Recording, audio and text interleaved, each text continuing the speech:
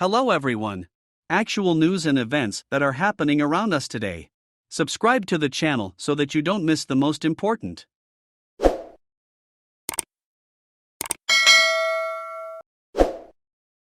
Beijing says it is facing its most severe COVID test yet after it saw the country's first coronavirus deaths in 6 months and cases continue to soar. 3 deaths have been reported in the Chinese capital since Saturday, bringing the country's official death toll to 5,229. The latest fatalities have plunged parts of the city home to more than 21 million back into lockdown. The deaths come amid rare protests over China's zero-COVID policy.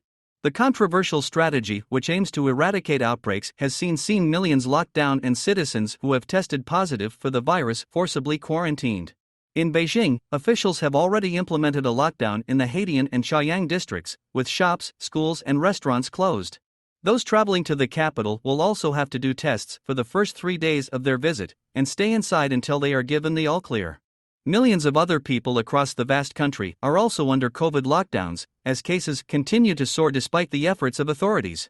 On Sunday, 24,730 new cases were recorded, nearing the country's daily infection peak in April. Beijing reported 316 new COVID cases to 1,500 hours on Monday, according to Reuters news agency.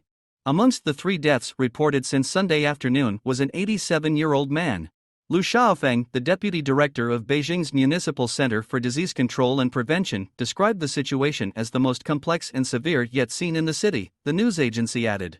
A day earlier, a municipality spokesman warned Beijing was facing a grim and complicated epidemic prevention and control situation, according to China Daily.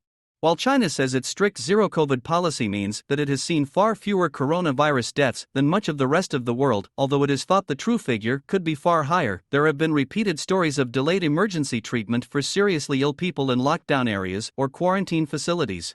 In recent days, there has been a swell of outrage online, following reports a baby had died because her medical care had been delayed by COVID restrictions. Earlier this month, there were angry demonstrations in the western city of Lanzhou after a father said delays in getting his toddler son to hospital had contributed to his death from carbon monoxide poisoning. Then in October, there were reports of a 14-year-old girl dying in Hunan province after falling ill in a COVID quarantine center. Elsewhere, Hong Kong's leader, John Lee, has tested positive for COVID, the day after he met Chinese President Xi Jinping at a summit in Thailand.